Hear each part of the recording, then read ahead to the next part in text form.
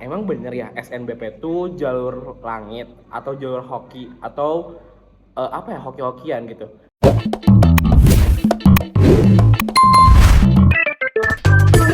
Halo teman-teman, nama aku Riza Aditya Fauzi. Di sini aku bakal bahas tips and trick bisa lolos SNBP di Fakultas Hukum Universitas Indonesia tahun 2025. Nah, ini tuh based on my experience. Jangan lupa tonton sampai habis ya teman-teman. Nah, di sini aku bakal bahas 6 tips and trick bisa lolos Fakultas Hukum Universitas Indonesia jalur SNBP tahun 2025. Yang pertama adalah akreditasi. Sebelum teman-teman nih yang masih SMP ataupun misalnya yang udah SMA, kalian tuh harus make sure, pastiin bahwa teman-teman tuh ada di sekolah yang akreditasinya tuh A gitu. Kalau misalnya teman-teman SMP nih mau nyari sekolah, diusahain tuh yang akreditasi A karena mempengaruhi banget di kuota sekolah kalian pas SNBP, teman-teman. Apakah sekolah kalian tuh masuk top 1000 sekolah dengan nilai skor UTBK tertinggi atau enggak? Kenapa? Karena itu mempengaruhi juga di SNBP. Kalaupun misalnya teman-teman sekarang ini enggak di sekolah yang top 1000, tapi teman-teman tuh jangan berkecil hati karena banyak juga loh sekolah-sekolah yang tidak masuk top 1000 tapi lolos ke PTN dan jurusan impiannya masing-masing yang ada di top 3, top 10, dan lain sebagainya. Yang kedua adalah rapor. Nah, yang perlu kalian perhatikan adalah pertama adalah nilai mata pelajaran pendukung dan juga adalah nilai rata-rata 5 semester kalian. Nah, nilai itu harus stabil guys. Aku tuh dari kelas 10 sampai kelas 12 tuh semuanya tuh stabil naik gitu, cenderung naik, dan ada juga beberapa yang tetap gitu.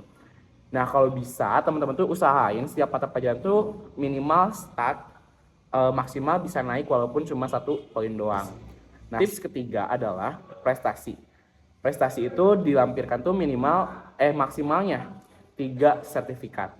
Tapi teman-teman, di sini tuh aku mau apa ya? Mau ngasih gambaran kepada teman-teman. Kalau misalnya teman-teman udah dapat 3 sertifikat, teman-teman tuh jangan cepet puas gitu. Lebih baik bisa milih sertifikat daripada cuma ada itu aja gitu, gak ada pilihan gitu. Menurut aku teman-teman tuh harus ikut lomba dimanapun dan kapanpun, mau seberapa banyak pun, asalkan teman-teman tahu porsi diri teman-teman itu seperti apa, jadi ikutin gitu. Jangan sampai udah punya 3 sertip ataupun punya 2 sertip udah merasa puas gitu. Apakah kita harus ikut lomba tuh yang selinier sama jurusan atau yang enggak selinier sama jurusan?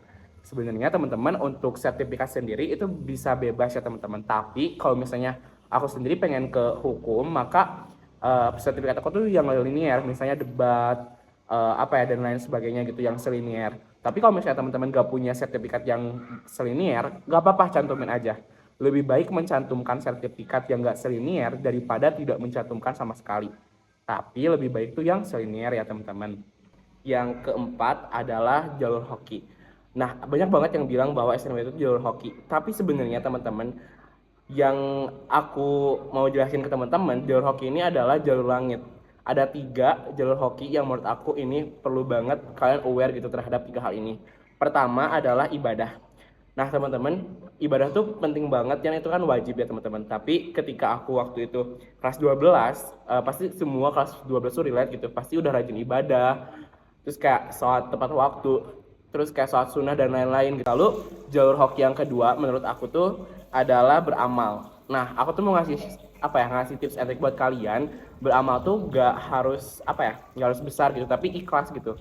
Misalnya dengan sedekah subuh. Aku tuh setiap hari selalu mengamalkan itu gitu. Hoki yang ketiga menurut aku adalah ikhtiar gitu. Nah, aku waktu sebelum pengumuman SNBP itu aku belajar UTBK juga guys. Jadi aku tuh prepare juga karena impian aku tuh gede juga dan susah digapai juga. Jadi aku tuh trying to hard buat belajar UTBK gitu, sampai pernah 10 jam sehari gitu buat belajar UTBK. Tips and trick yang kelima adalah jarak.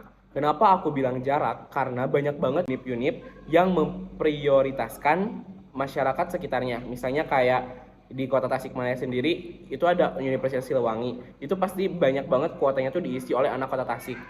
Dan juga mungkin di universitas lain juga seperti itu yang aku ketahui. Makanya banyak banget yang bilang bahwa kalau misalnya kita masuk ke univ yang sedaerah sama kita atau seprovinsi atau sekota, peluangnya tuh makin gede. Kayak gitu guys. Oke, aku bakal bahas tips terakhir bisa lolos SNBP yang ke-6 adalah alumni. Alumni itu seberpengaruh itu guys. Kalaupun misalnya di jurusan itu ada alumni dan kalian tuh masih ada peluang gitu, Tapi aku sendiri lolos FHU itu gak ada alumni di sekolah aku. Nah, makanya buat teman-teman semua yang sekarang mungkin kayak bisa gak ya aku masuk PTN ini, jurusan ini, tapi gak ada alumni sekolah. Teman-teman tuh tetap apa ya, kencangin ibadah, ikhtiar, sedekah dan lain sebagainya, karena gak ada yang tahu bagaimana kita nantinya gitu. Lebih baik teman-teman tuh nyoba dulu daripada gak nyoba sama sekali gitu. Karena SNBP tuh jalur pertama gitu loh, pasti ada jalur-jalur lain kayak SNBT dan Mandiri kayak gitu.